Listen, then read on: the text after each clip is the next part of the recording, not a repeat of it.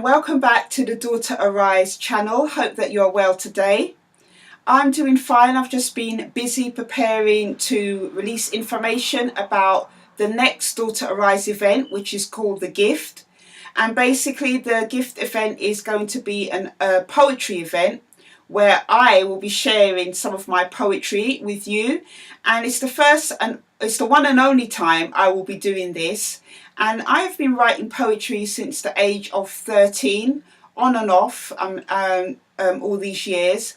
And really, I'm just going to be taking a journey through my poetry with people who come to the event, so that people can see how far that I have come, and to share with them some of my struggles that I wrote about in poetry form.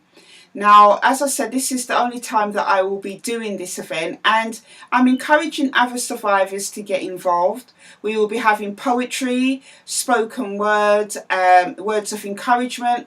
And also as well, I know that some people are quite shy. They may not feel like doing it now, but maybe when they come to the event, they may think, okay, I want to share something, a poem I wrote or some encouraging words. And that's why we're going to have an open mic session in the event as well. So it promises to be a really good evening. Bar 48 in Brixton, do Eritrean food, and it's a bar/restaurant.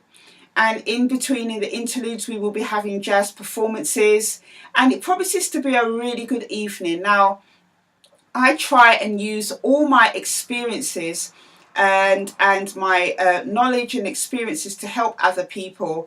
And I've been doing events for over 6 years now, and I really try and bring like a variety to what Daughter Arise offers in terms of events.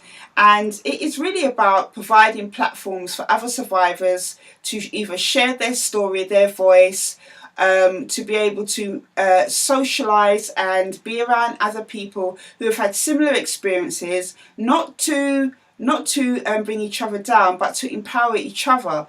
And I do these events, and they really are really enjoyable for me to organise. So if it's something that you want to come to, the tickets will be £10. Food and drink will be available to purchase there as well, but it promises to be a really good evening. So I will be posting more details about that as we go along over the next few weeks. So today I'm doing part 2 in my 3-part series about male celebrity sexual abuse, and I've called it A Tale of 3 Celebrities. And the reason why I have done that is because for these 3 celebrities, sexual abuse, their experience of childhood sexual abuse has had different outcomes for them and has affected them in different ways and had different consequences for them. And in my first video, which you can check out in the link description or in my videos, I talked about Mike Tyson, and I shared a small clip of an interview he did a little while back where he talked about his experience of sexual abuse at the hands of a stranger. Now, Mike Tyson's case is quite a rarity in the fact that statistics consistently show between 85 to 91% of childhood sexual abuse is done at the hands of somebody the child knows, loves and trusts. Mike Tyson falls into the small percentage of where sexual abuse is committed by somebody outside of their social family circle, and is in fact somebody who was not known to them at all. And he shared how he was so angry about what happened to him, but he had to use that anger in his skill and profession as a boxer in the ring, and he used boxing as an outlet for the pain and anger that he felt about what had happened to him. And I'd encourage you to check out the video, because it actually is a really touching video. And he's had a lot of problems in his past with hostility and anger, and hearing about how his experience has affected him helped me to understand a little bit about the man more behind the profession as a boxer. Helped me to understand a bit more about him. So do check out that video.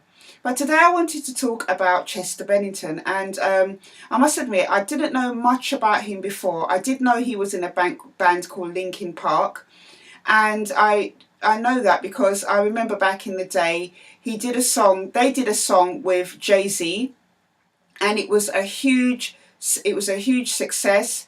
It was along the lines of like, you know, fusing rap with rock music, a bit like what Run DMC did back in the day with Aerosmith, kind of that kind of sense of, you know, what they were doing. But it was really actually a good song. And, you know, Linkin Park have a huge fan base, and even now up to today they're still touring and still selling out stadiums.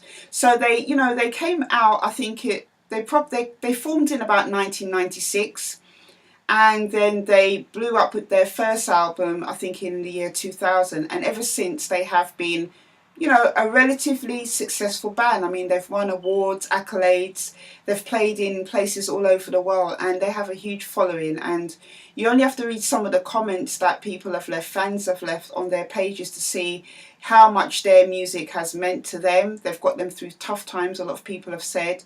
So, you know, they have a huge following. And it's been a double whammy for them, because not even a month before Chester's death, the other singer, Chris Cornell, apparently committed suicide as well. So in the space of 2 months, we've had 2 suicides in this band, and it's just such a shame. It's so sad that they felt that there was no other way for them. But I say suspected suicide because, you know, there's been a lot of kind of conspiracies on YouTube. People have their own kind of, drawn their own kind of conclusions and gone into some other things to do with them, which I will be sharing, checking out as well. So I want to share with you this interview that the Sun newspaper covered, but it was originally taken from an interview that Chester Bennington did back in 2009 with the Kerrang! Magazine, and in it he talks about his sexual abuse. So I'm just going to share a bit of the article with you, and then I will come back with my commentary on what I've shared. Chester Bennington blamed his battle with drug and alcohol addiction on a tragic past that saw him being molested from the age of 7. The Linkin Park singer, who was found dead yesterday at 41, was often candid in his interviews about his past troubles and the tragic past that shaped his adulthood. However, his most shocking revelation came in 2008 when he shared in a magazine that a friend a few years older than him began molesting him at the age of 7. Chester revealed, "It escalated from a touchy curious, what does this thing do, into full-on crazy violations. I was getting beaten up and being forced to do things I didn't want to do. It destroyed my self-confidence." The star then suffered in silence for a staggering 6 years for fear of what would happen if he said anything. I didn't want people to think I was gay or that I was lying," he confessed. "It was a horrible experience." Chester's silence was made worse as his parents divorced at the age of 7, and he was often left alone, and after being left in the custody of his father, who would be forced to work long hours as a police detective. He added, "It was an awful time. I hated everybody in my family. I felt abandoned by my mum, my dad. My dad was not emotionally stable then, and there was no one I could turn to. At least that's how my young mind felt." The sexual assaults finally came to an end when the star turned 13, and Chester has never publicly revealed who it was that assaulted him. However, the distress he suffered at the hands of his assailant left the star vulnerable, and he claimed he only got his confidence back when he started to drink alcohol and take drugs. It was a problem that lasted way into his adulthood, with his Linkin Park bandmates eventually staging an intervention for him in 2006. So there you have it. It's so sad actually to read what he had to go through as a fellow survivor, hearing and seeing the outcome it's had for him. You know, as I shared there, you know, he killed himself on July the 20th, and he killed himself by hanging himself. And you know, sexual abuse isn't no joke. You know, sexual abuse is something that really has the power. I've seen it too many times, unfortunately, not just because of the work that I do within Daughter Arise, but I grew up in the care system from 13, and I had numerous friends who, like me, who'd been through sexual abuse, and seeing the outcomes it's had in some of their lives has been absolutely devastating. I've had friends who have turned to turned alcoholics, drug problems. I've known 2 people already this year, and this is just this year, who have committed suicide. And Chester Bennington, even though I didn't personally know him, has made this the 3rd person who has committed suicide and had in their background a history of sexual abuse. Now, there's so many things I got from this article. My overall feeling is one of sadness, that I think he really wanted to make it through. I mean, he recognised within himself how it affected him. He seemed like he had the thought process there to understand how it affected him, but unfortunately, it still troubled him. And just because you get help and stuff, it doesn't mean that it ever goes away. You just learn to manage through stuff. I mean, I still have times where I'm vulnerable, sometimes where I feel scared at times about certain things that come back up in my memory. But because I have a support network there, obviously I have my faith in Christ, I have counselling, I have a support of good family and friends. And reading this article, his bandmates seemed to really care about him. They saw that he was having real huge problems with drug and alcohol addiction, and they intervened in his situation to get him that help. But sometimes, what I found from being through sexual abuse is that it can leave a real darkness in you, a real sense of a space of something missing. And for a long time I always thought that, I could feel that like he did with drug and alcohol, and I spent the best part of 10 years doing that. The pain, the emotional pain that I felt was just so overwhelming. So there'd been times where I tried to take my own life, and I'm going to share that in another video. But I can see how when you go through emotional pain, as somebody who's experienced it myself, how it can just overwhelm you. And unfortunately for him, it just overwhelmed him, the pain that it causes. I'm going to share some things with you. I mean, he talked about in here where he went through sexual abuse from the age of 7 to 13 years old. That's a long time. Myself, I went through that from 9 to 13 years old. It doesn't even matter about the length of the time that someone goes through sexual abuse. I had people who would say to me, who'd been through sexual abuse, oh well, I didn't have it repeatedly going on like you, and stuff, so mine is not as bad. But what people need to understand, it's not even about 1, 5, 50 times. It's nothing to do with that. One violation is one too many. And that is why I do the work I do within with Daughter Arise, and been trying to support people for years before I even set up this organisation. One violation is one too many. Once an adult or somebody who has overwhelming more power than that child crosses that line and does that and crosses that boundary, it has huge effects. And they're not thinking about what they're doing at the time. But look at the life of Chester Bennington. Here is somebody who had worldly success, who had people who adored him, who loved him. He had a family, but yet the emotional pain, that void that sexual abuse left, could not be filled by these things. And he ended up taking his own life. One of the reasons why he said, that he suffered in silence for a further 6 years is because he was fearful. He didn't want to be seen as gay or that he was lying. And these are real fears for survivors of sexual abuse. These are real fears. I mean, for me, in my circumstances, when I had a name for what my father was doing at 13, I didn't care whether people thought I was lying or whatever. I just wanted him to be as far away from me as possible. I didn't want my father anywhere in my vicinity anymore. But for a lot of people, these are real dilemmas. People who've been through sexual abuse, this is real dilemmas that they face. They don't want to be seen as a liar. They don't want to be rejected by their family and social circle. They don't want people to cast them out and ostracize them, because it sounds so crazy. It does. It sounds so crazy to people that somebody you know, somebody you love or trust would do this to you, and it is because of that, because of the power of that, why denial is so much more powerful when people, don't understand that anybody can do this crime. Anybody can do it, because it's not about what the person puts on the outside. It's what the person does behind when people are not looking. They're opportunists. They do things. They look for opportunities to prey on vulnerable children. And in Chester's case, we see it very clearly here.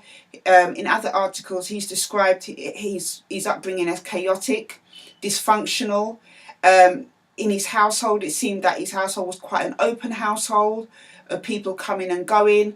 And, I've seen incidents of this where they have households like this, and, you don't know who's coming in and out of your house.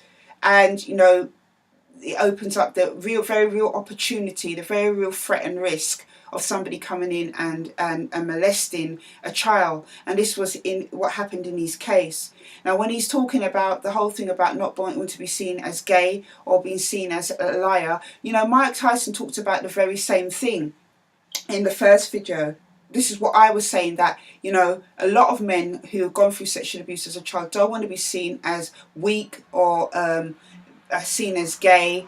And, Mike Tyson said, going through what he went through and encouraging other men, he was saying, this doesn't make you less of a man.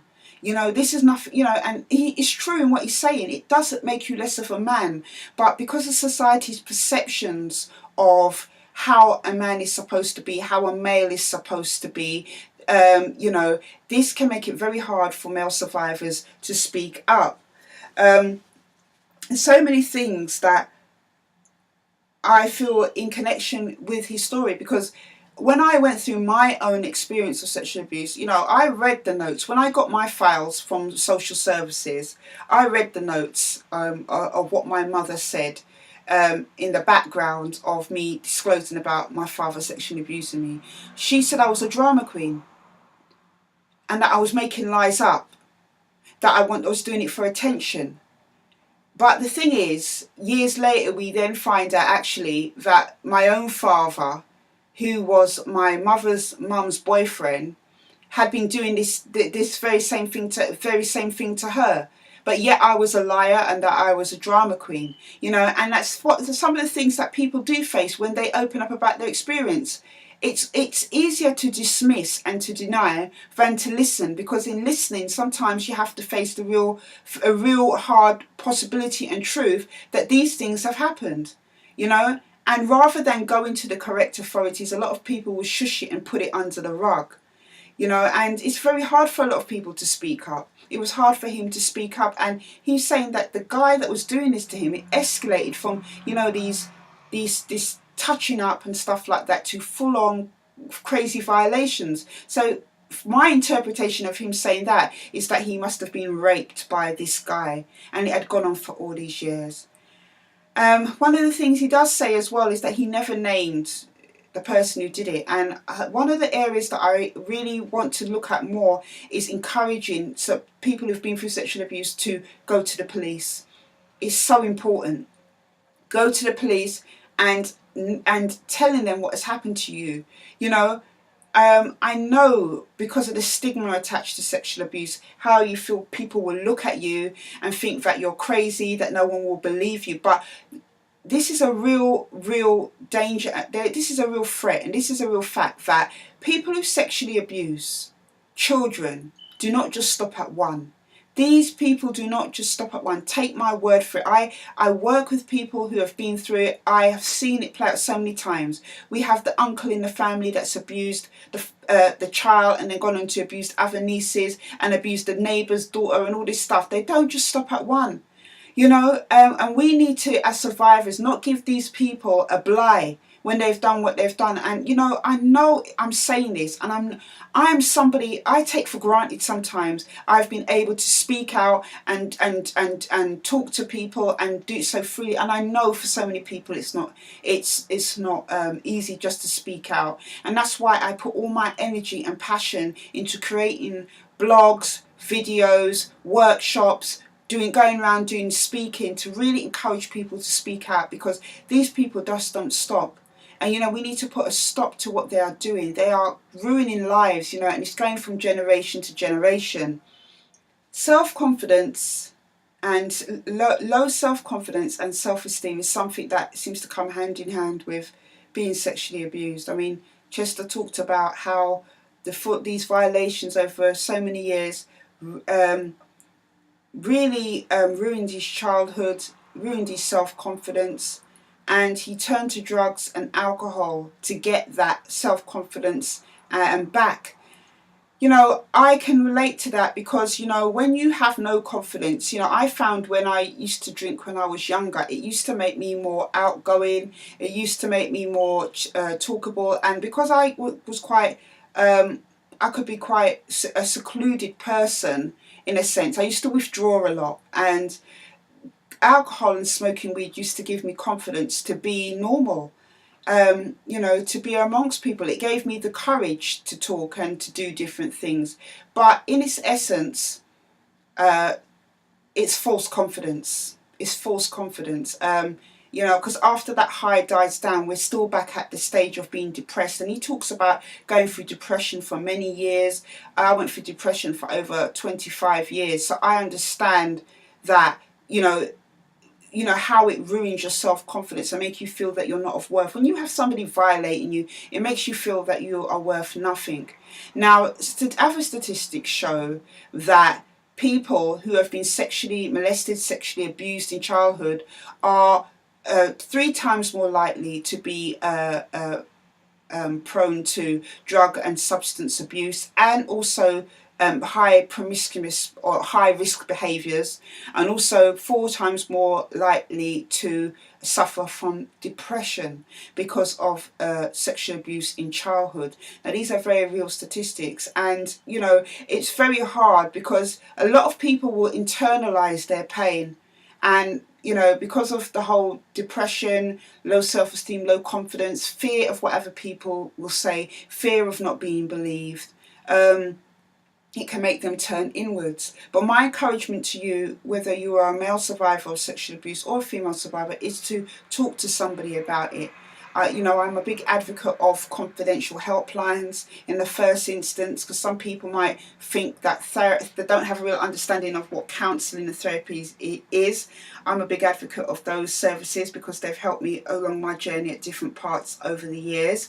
But some people don't feel comfortable with that. So I always encourage people, there's Samaritans, there's other organisations out there where you can call and just talk. However you want to talk, just get it out. You don't have to give your name. It's like taking a pressure valve, releasing a pressure valve when you talk about what's happened to you. Even just to acknowledge it to yourself, or just acknowledge to say, I was sexually abused by as a child. It's like a huge kind of valve that is being opened, a pressure that's being released. And I would encourage you to do that. Another statistic a lot of people don't know about is that through the World Health Organization, research based on 42 countries has attributed 0.1% of suicides. That's 79,000, and this report was in 2016. 79,000 suicides were directly attributed to being from childhood sexual abuse. That's too many lives. That's too many lives. Unfortunately, child sexual abuse is prevalent in our society today. We're seeing it across the board in different social classes, backgrounds, cultures. And, people will try and make excuses for it as they will. We'll say it's a cultural thing, or it's something we don't talk about. Especially in my culture, black communities, we don't talk about hardly anything. Depression, all these different things that happen, sexual abuse, all these different kind of things that do affect society. And to think that 79,000 people have killed themselves, and even more so since that statistic, is just sad. as I said to you at the beginning of this video, I've known this year, including this story here, that I don't personally know, this guy, Chester Bennington, 3 suicides already this year. I've known other people who've committed suicide who have had sexual abuse in their childhood in the background. Emotional pain is no joke. It's very hard for a lot of people to open up. And it's really kind of sad that it's taken that, you know, another article that I've come across has said that since, you know, his interview had come more to light since his suicide, that, you know, men are starting to come forward to helplines. And it's sad that it has had to take that. But I hope that that can be a legacy for him, besides obviously the music that he had brought to his fans. But you know, the fact that it's sad that it's taken his death to be able to for men to come forward. But I hope that many lives can be saved out of his tragic demise, and that, you know, men can start coming together and feeling empowered and knowing that it's not their fault. You know, I shared again, you know, another statistic in the last video, you know, by the Offside Trust, which works, you know, together with organisations where football coaching and academies, sexual abuse has happened in these type of environments. That if you had a football stadium with 75,000 men in it, 12,000 of them would have been through some form of sexual abuse in their childhood. So that is the statistic of 1 in 6. So there's still so much work to do. There's still so much that as a nation, as a society, that we need to do. But, you know, we can all do our little bit to support somebody who's been through sexual abuse. If somebody opens up to you, listen to them. Don't judge, don't criticise, don't say, why don't you do this, why don't you do that. In the very first instance, what somebody's looking for is just somebody to listen. And, you know, in time, you know, that person can hopefully get the help to deal with the emotional pain. And that's something I'm going to talk about in one of my other videos, because I've done workshops where we've looked at exploring the power of finding your voice and voicing what's happened to you, and the emotional pain that can sometimes keep you trapped from speaking out, or keep you trapped in that kind of cycle. So I'm going to finish my video there today. You know, my condolences to Chester Bennington's family and his fans and his friends. And you know, I'm really sad that, you know, somebody else has taken their life because of sexual abuse and the issues that it's left behind in the aftermath. It's very sad. So that's it for today. Please check out my other videos. Check out my website, www.daughterarise.org.uk, where you can find information on what's going on with Daughter Arise, my Hope in the Future blog. Check out my other videos if you haven't subscribed. In each of these corners you will see my Daughter Arise logo, that is for the subscribe, and also as well another video that you may not have seen. And in the next video I will be talking about the infamous R. Kelly and the things that are going on with him. He's been in the news again recently. So I hope that you have found this video informative, and I shall see you again soon. Take care.